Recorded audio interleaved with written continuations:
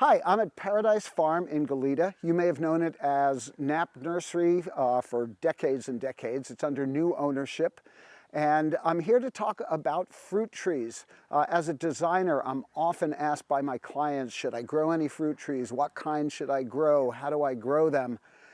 I know a good amount about it, but I'm here with a expert today. I'm going to talk to Pat Burns about growing fruit trees, how to pick them, how to care for them, what's a day in the life. So let's go talk to Patrick, see what he's got to say. Pat. Yes, sir. Thanks for being on the show. I met you a month or so ago when we started talking about doing this segment, and your excitement about fruit trees was contagious, and it went beyond just biting into a plum and having it drip on your shirt. What is it about fruit trees that gets you? Besides the fact that you get to go out into your own yard and pick some fruit and eat it, it's one of those things, one of the few things that we can do individually to kind of alleviate a lot of the ills that are facing our society. Such as? Income inequality, taking fruit from your own yard and sharing it with neighbors. Wonderful. It doesn't solve the problem, but it just kind of alleviates it. Getting to know your neighbors, reducing our carbon footprints. You don't need to order blueberries from Chile in December because you're growing them at your house. Yeah. That type of thing. So I'm going to put myself in the position of my design clients. I know a good amount about plants and fruit trees and things, but I'm often asked by my clients who are designing a new landscape or rehabbing a landscape about where do fruit trees fit in. And one of the first questions, and it's kind of silly, they come to me and they say, what should I grow?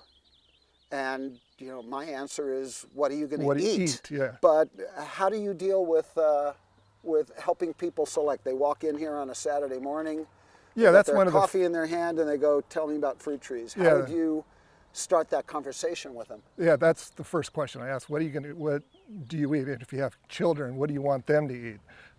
Kids love to go outside and pick fruit and eat it. It's a natural thing to do, and couldn't be more organic or better for them.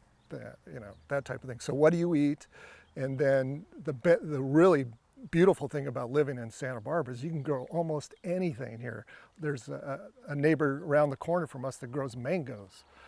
And there's bananas and all that stuff. We carry mostly stone fruits, citrus, and avocados. The exotics come and go as they're available, but Santa Barbara is a great place to grow things. So let's start with that. You mentioned stone fruits, and that, I guess, encompasses all the deciduous things, not literally stone fruits, things like apples, stuff like that. Mm-hmm. How do those differ from the other categories you talked about, citrus, avocados, and things? There's a huge difference between how those two types of plants grow or what they look like through the year. Yeah, the subtropical avocados and citrus trees tend to live a long time and are slow growing, and they don't lose their leaves. They produce greenery, and they have their cycles that are year-round, whereas stone fruits go dormant. So stone fruits, for example. Apricots, apples, peaches. Things with a pit you don't want to bite on. Right. And those are deciduous trees. They lose all their leaves. They go dormant for a certain short period in Santa Barbara. Mm-hmm. Which we'd like to be longer. And then they come back and they require a lot more pruning. Pruning is very important with stone fruits. It's not critical with citrus and avocados, but with stone fruit, you really want to keep the roots and the canopy, the two sections of the tree, in balance. So a lot of the stone fruits can be grown in containers and put on your patio, because you can control the balance of the two sections of the tree but through pruning. So after the tree is fruiting in the summertime, you prune it the way you want to keep it for the rest of the year. So the way I describe it to people is you've got a certain amount of biomass above ground. It's being supported by a proportionate amount of roots and like biomass a mirror image. It's like the theory of bonsai. You have a 100-year-old pine tree that's only this big. It's growing in this much soil, so you just keep it in that's proportion. amazing the way people get that done. As lovely as these square wooden boxes are, they're not exactly going to put you on the cover of a fine gardening magazine. Other options or ways of putting these out and still having them feel like an amenity in the garden? Any container will do, except you got to be aware that after a few years you're going to have to refresh the soil. And so if you have a big stone container with a lip on it, it makes it really difficult to pull it out. Right. So it's got to be smooth-sided and have relatively easy access to the bottom. And preferably wider at the top. So we're back to bonsai, the basic principle in bonsai. The way you can keep a plant in the same container for dozens of years is you, once in a while, when it's eaten up all the soil or used up all of it and there's a big root mass, so you would be trimming the top back a little bit, reduce the biomass, trimming the roots back a little bit, putting it back in fresh soil, same size container. You don't have to keep shopping up. I like that. What else do I want to know about growing stuff in containers? How do I, or just in general, what about watering? You got to get to know your soil because every location is different. This soil is where we're standing is different than it is 200 yards away. So you got to get to know your soil.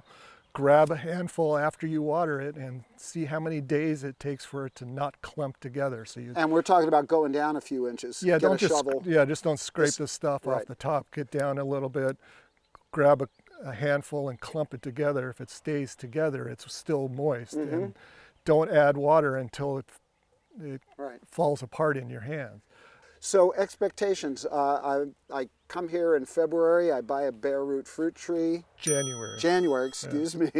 I do all the right things, which you're going to tell me about, and then I go in the house and I start toasting some bread because in about 5 minutes I'm going to have some beautiful peaches, right? Nope, 3 to 4 years. 3 to 4 years, okay. Lower expectations. Yeah, there are some varieties that go faster, and there's some precocious trees that'll start producing sooner, and you just get lucky and you get those trees. That's great. Would you take the fruit off just so it conserves some energy, or not a big deal? I don't think it's a big deal. Because I'm doing that right now with my tomatoes. I keep picking the flowers off until they get big enough to support them.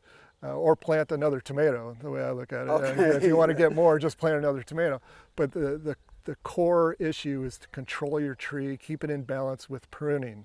I can't emphasize that enough. Prune your fruit trees, be religious about it, and get aggressive with it, and make it a thing that you do. But there's a right way, I know, and I don't know what it is. There's a right way to prune specific types. You might prune a peach differently than you prune a plum. We're not going to be able to go over that here. So what resources would you send somebody to learn more about the specifics? It's not hard. It's easy, and look at the best resource probably in the world is Dave Wilson's nursery. Those guys are experts, Tom Spellman. They have all the literature, and we can certainly share that with anybody that comes in. Okay, let's move forward a little bit. My client has put some fruit trees in, and they're doing something, but they want to know what else they need to do. So a year in the life of an established fruit tree. Let's talk a little about how you water them. Do they need to be mulched?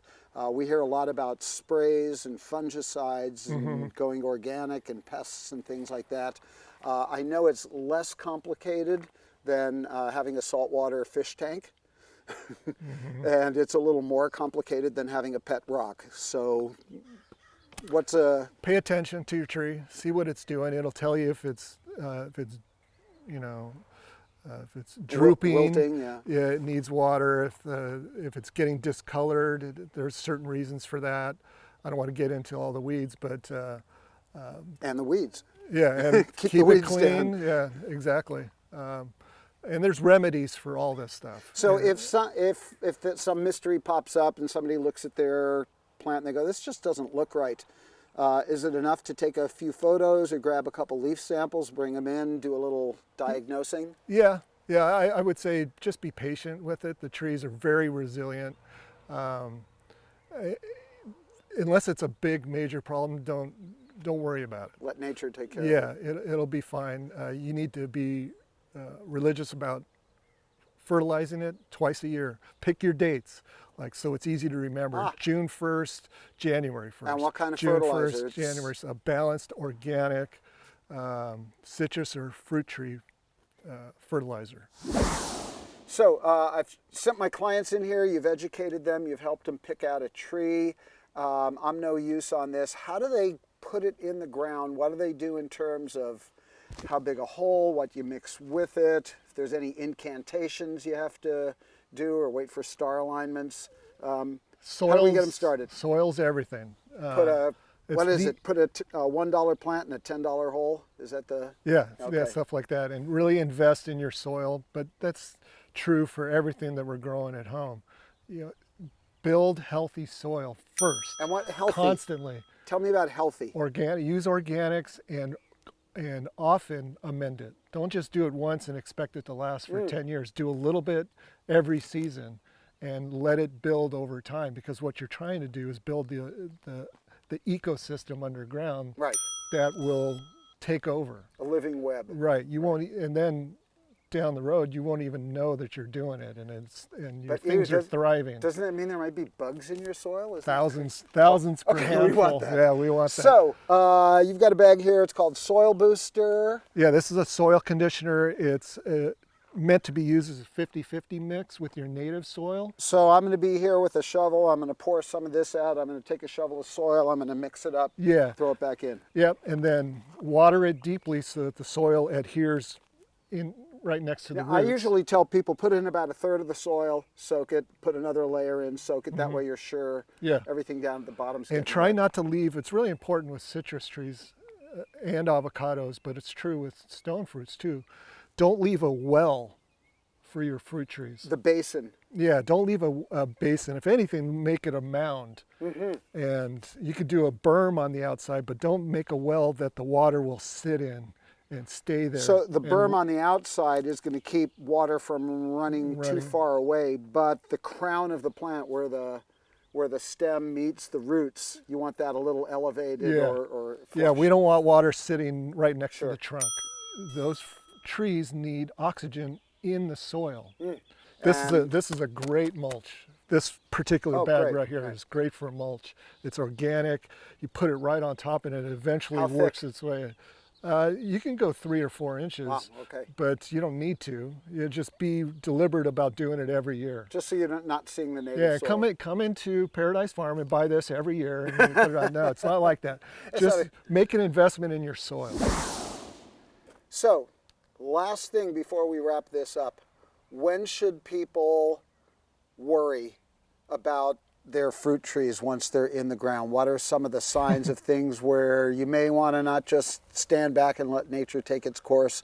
When do you step in? When the trees will tell you when you need to worry. Yeah, but if you don't know what to listen for, just know that most of these trees, all of them in fact, are very resilient and they go through cycles.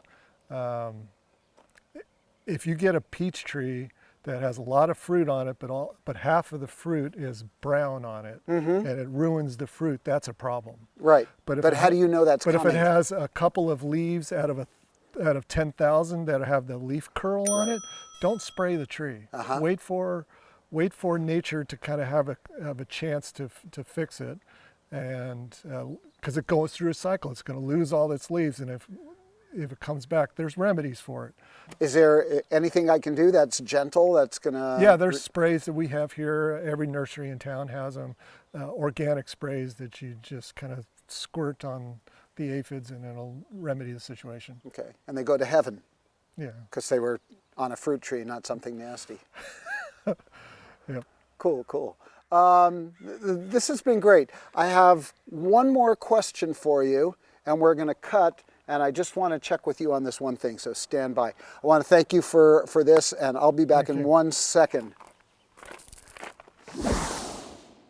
Do you know what variety of peach this is?